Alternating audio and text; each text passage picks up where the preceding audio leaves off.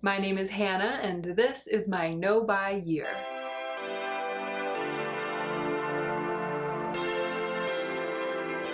It is so loud in my neighborhood right now, but I'm filming, I'm doing it. If you hear the children screaming, then I'm sorry. I think they're having fun out there, so that's good. I'm filming my favorites. I'm filming my favorites before my empties this month just because I felt like it. I don't know if this will go up before my empties, but it might. All of my favorites are techniques and aesthetics this month, with the exception of a couple of lifestyle things. I say lifestyle, but what I mean is consumables that I will leave for the end. But apart from those, it's really just a bunch of things I've been doing, things I've been loving doing that have nothing to do with acquiring new products or using any specific products, because they're all things you can do with what you have, and things that I've been doing with the things that I already own, the things with which I started out my no-buy year. Let's go ahead and get right into the meat of the video.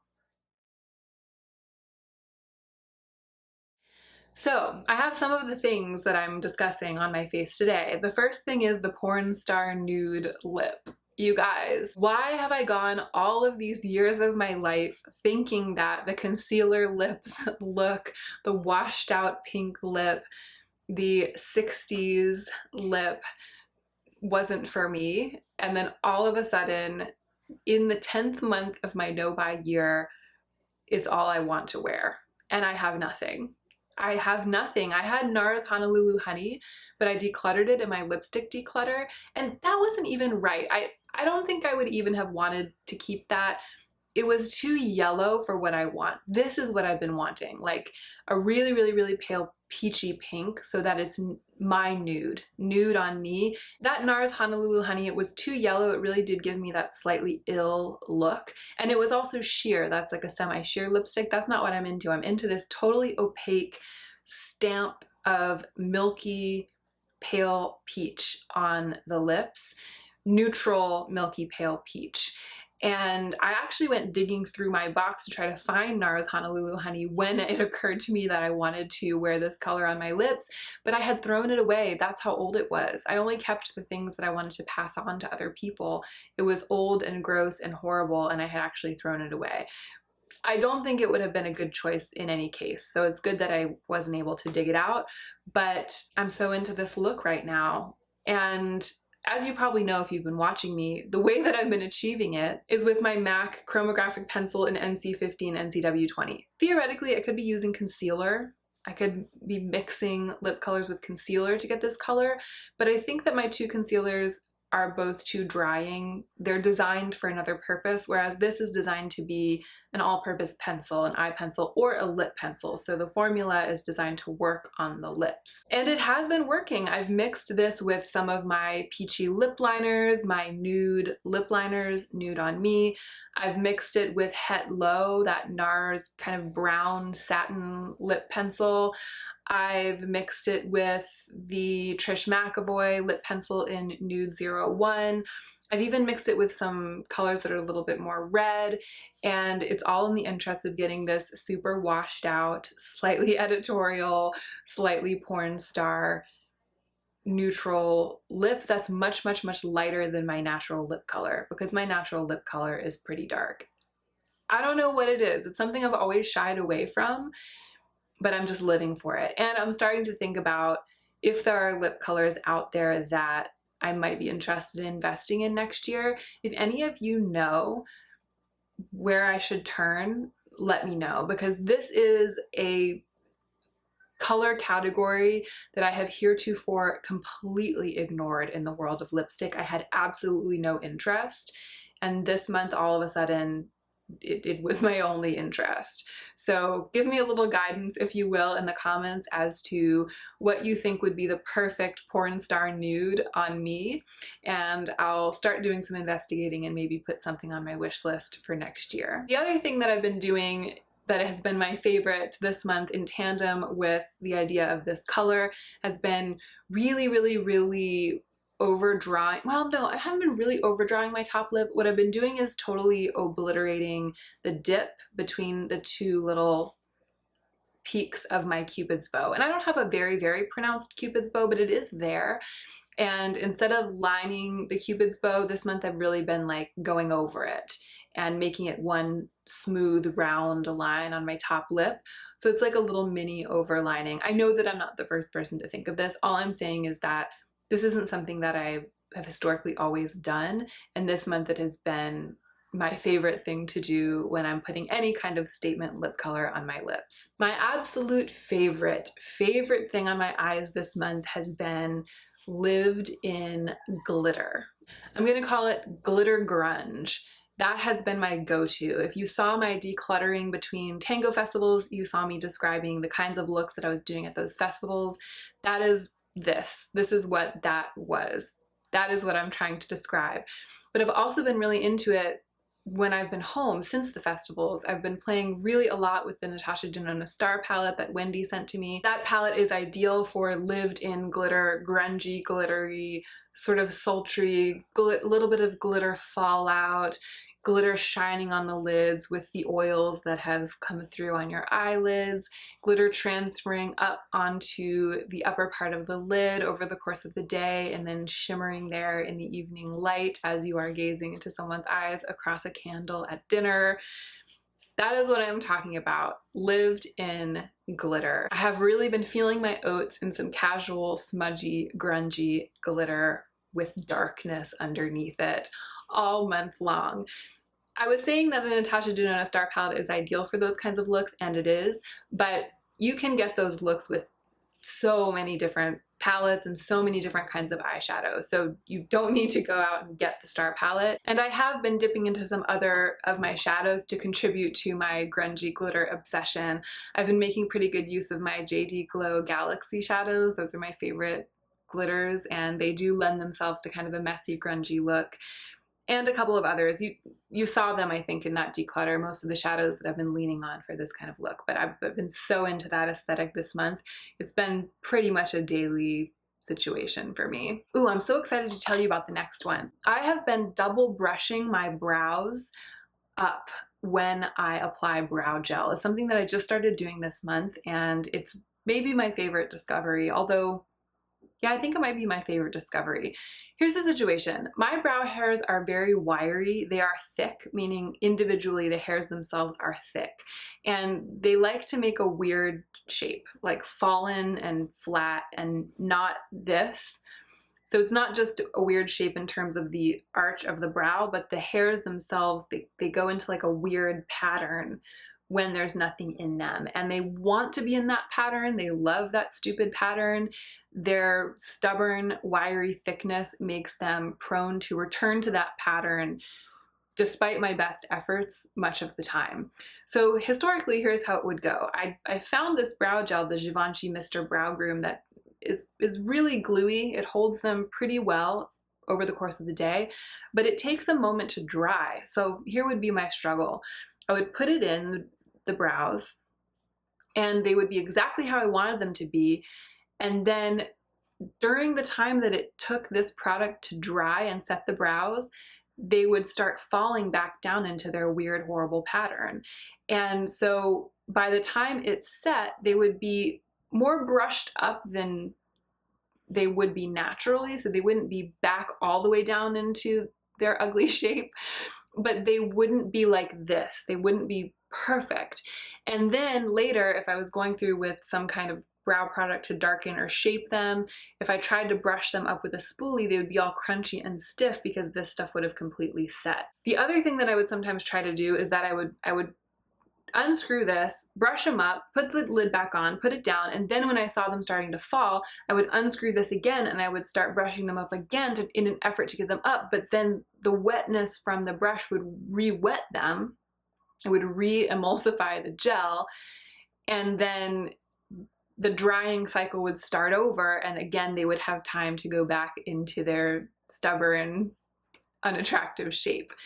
This month, for the first time in my life, and maybe I'm a moron for only just now figuring this out, but I'm going to share it with you anyway in case someone out there will be helped by this. Here's what I've been doing. I take it out, it has the gel, I brush it, and then I leave this out.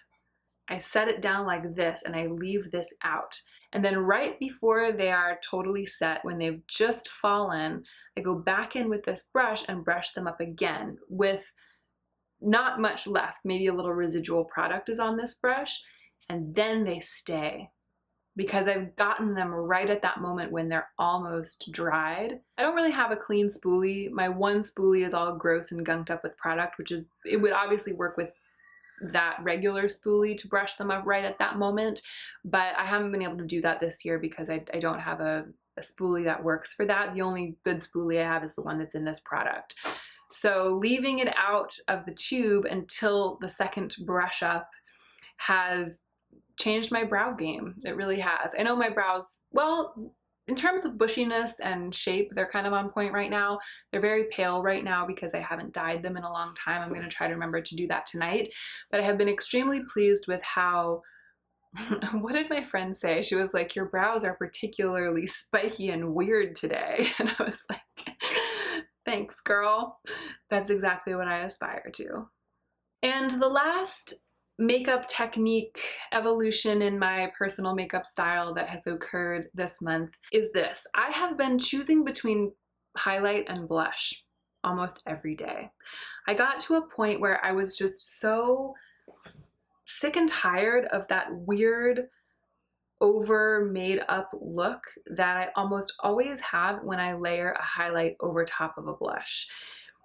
I don't know if you guys know what I'm talking about, and maybe it's because I'm so pale, maybe it's just my misfortune, but almost every time, no matter how sheer, even my sheerest and most natural highlights, if I put on a blush color that really shows up as anything on my cheeks, any kind of color, then when I go in with a highlight on top, it's like discolored. It discolors the blush and it makes a dark kind of shift. And setting spray does sometimes help melt them together, but I just haven't wanted to F with that effect this month. I just haven't wanted to risk it. I have felt like I aspired to a much fresher and more casual and easier skin look than that all month long. It might be partly because I've been going for the grungy glitter on the eyes, and I think grungy glitter with blush and highlight layered on the cheeks together can quickly turn it from casual editorial cool into slightly overdone or over made up. So that might be part of what led me down this path, but I don't know, today I'm just wearing blush. There have been many days where I have only worn highlighter and I've really liked the pale skin, or not, it's not even pale, it's like bare skin, grungy eye look. I've been really enjoying that. Bare skin with highlight. Bare meaning like no blush, no contour, nothing to shape the face. I've been really enjoying that look. And the other thing that I've been doing when I have used both is putting the highlight underneath. I've done that every time I would say I've used both blush and highlight this month.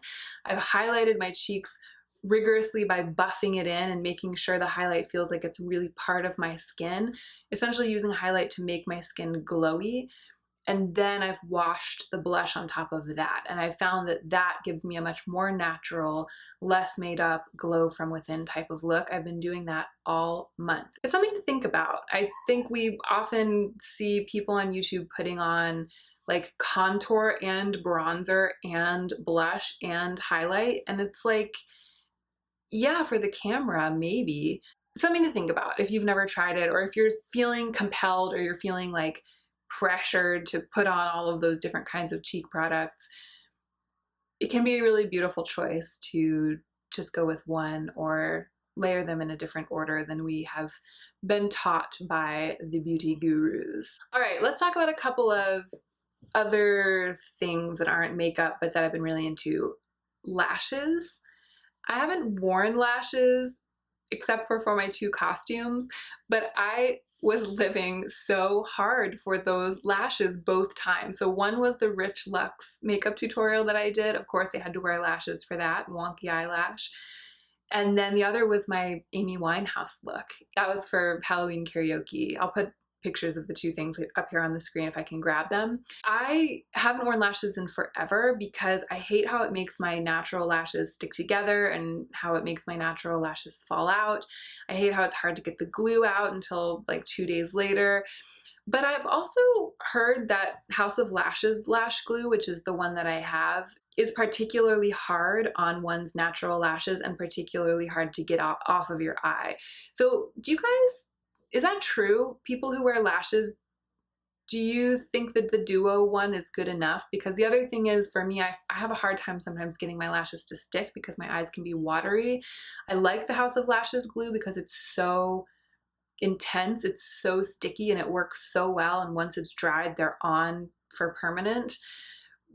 Do you think, I mean, I'm not going to be buying lash glue right now, and also I don't really feel like compelled to wear lashes right now. I had fun dressing up. Both of those times I had fun doing more dramatic costumey looks, and it makes me want to do more dramatic costumey looks just on my channel for fun. I think of someone like LS who just goes all out and does such incredible artistry on her channel. I'm interested in maybe doing that once in a while, and I think that it would be fun to wear lashes for looks like that. But I think I need a different glue. Is there a lash glue that really sticks the lashes well, that's not too difficult to work with, but that I can actually get out of my lashes that night when I'm washing my face, that I can actually get off? Because I can't get House of Lashes off on the first night. It takes a couple days. And I cannot live like that. I cannot live with lash glue at the base of my lashes all the time. So let me know what you think. But I was surprised. I was pleasantly surprised by how much I enjoyed wearing lashes those 2 times this month. The other thing that I learned from my costume experience that I love is this, I'm calling this the casual beehive, the wearable beehive maybe. This thing, this hair. When I dressed up as Amy Winehouse, I looked up a bunch of pictures of her hair, and she was the queen of the beehive. I mean, she had this huge, she often had, I think, like 3 wigs piled up and then tons cascading down. It was really dramatic and exciting. And so when I dressed up, actually, I have it, I think, right here. So when I put on that look, I used this huge hair donut that I got at H&M years ago in my hair to create a pretty big beehive. And that was super fun. It doesn't make me particularly want to wear this beehive every day again, kind of like the lashes. It was really fun for that night. But since then, I have worn a more toned down version of it many, many days because I just like the feeling. I like the way that it works for my overall aesthetic. And the thing that I learned from looking at the pictures of Amy is that it's okay for it to be messy in the back. So for this look, I just took half my hair in a hairband, loosely put it up, pulled it out so it was like loopy and puffy on top. And then I took a couple of pins and I pulled it forward and pinned it forward to give it more, to make it sit more onto the crown of my head and to give it more body. Kind of messed with it and pinned it until it had this sort of dramatic, messy shape up there that I wanted. But in the back, it's like all of this stuff, little bits and ends of the hair that's up here is just sticking out and falling down, and it's not clean. And that's the thing that I like. And that's the thing that I learned from doing the Amy Winehouse hair and looking at pictures of the back of her hair, is that having it be just really ratty back there is part of the whole overall look, and that is part of the look that I really like. All right, it's time for the consumables. Let's start with the gum. I didn't even start chewing gum. I think I had read somewhere that it's good for your metabolism or that it's good for your digestion to chew gum. I'm not sure if that's totally true. To be honest, I haven't done enough research. I haven't done a ton of research, but I decided to try it. So I found some gum that doesn't have sugar in it because I don't eat sugar, and I've been trying to eat relatively low carb for the past couple of months. So I found some gum that was sweetened with xylitol and that was supposed to be natural and like decently good for you and all of this stuff. So here's what I really loved about that. I really loved chewing gum after meals. I felt like it was good for my teeth. I felt like it helped me to stop eating.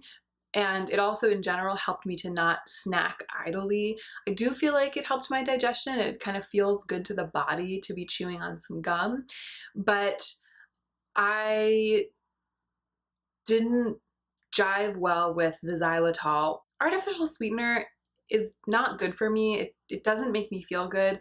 It was not as bad as it would have been to chew on regular gum with sugar in it, but over time I started to feel a little yucky. I think it was making me bloated. And I think the worst thing it does is that it was tricking my body into thinking that I was eating something sweet. And some studies have shown that that can be as bad as actually eating something sweet, because all of the hormones of digestion in your body go into action to be prepared to handle sugar. And that does similar things to your body as when you eat sugar. It's not the same, obviously, because you're not taking in the actual sugar. I am also messily paraphrasing, and I'm not a nutritionist, but my impression from some of the reading I've done has been that it's not a good idea to try to trick the body in that way. So I decided I needed to stop chewing the xylitol gum, but I was still interested in chewing gum, so I started researching to try to find some gum that had no sweetener, like non-sweet gum, and I found it. It's called Thalim or Thalim. It's Turkish. It's made in Turkey. It's not an American thing. I mean, Americans would never make something like this. I ordered it from Amazon. It's all Turkish writing on here. If you are used to chewing sweet gum, you will hate it. If you want that feeling, you will hate it. I gave a piece to Joe and he put it in his mouth and he was like, "This is the weirdest thing I've ever put in my mouth." And I was like, that's what she said. It's just a piece of, and there are a bunch of pieces in here. This is like a little packet with a bunch of them in. That this isn't the size of it. It's like regular sized pieces of gum. It's just like hard gum with no sweetener. It feels like chewing a hard piece of gum that has already been chewed for like an hour and a half, if that makes sense. The kind I got is flavored very slightly with berry, but it's a non-sweet flavor. So it has kind of the faint whiff of a berry scent when you're chewing on it, but no sweetness. And so when I chew a piece of this, it helps with the digestion. It's good for my teeth. It helps keep me occupied, chewing and chewing, but I don't feel like chewing another piece. I would never add like a second piece in, and I only stop chewing the first piece when I'm ready to eat or drink something. So it's not a situation where you like chew it for a while and then replace it with another piece of gum, which is what I think we do with sweetened American gum. I can't believe how long I've been talking about this gum, but it's definitely a favorite for the month. I'm really excited that I got it. I feel like it's contributing to my health, and I'm glad that somebody out there in Turkey is producing gum that has absolutely no sweetness to it, so that I can keep chewing gum while I stick to my resolution of having no sweet treats for the month of November.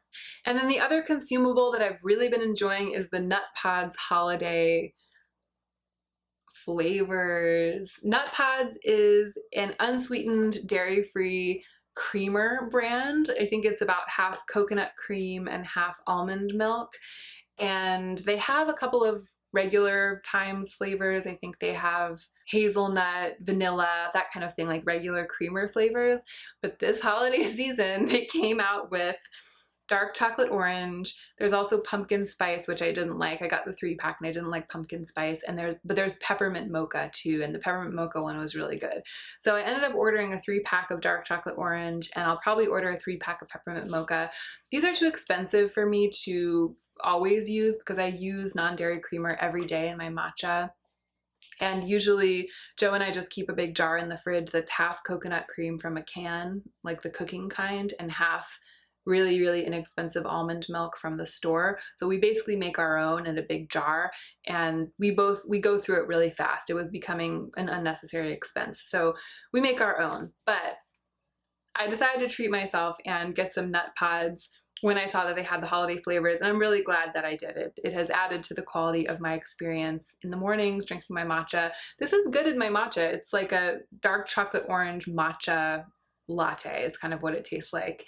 And again, it doesn't have any sweetener in it. It's got the flavor of the chocolate and orange, similar to the gum. It's kind of got a flavor of that, but it's not sweet. So if you're used to eating sweet things, if you're used to constantly having sweet creamer, it might be a little bit weird at the beginning and hard to get used to, because chocolate that's not sweet or orange that's not sweet is not really what we're used to. But I so rarely eat sweet things, and I haven't eaten real sugar in such a long time that to me it tastes fantastic. So that's another thing that I've really been cherishing in my life this month.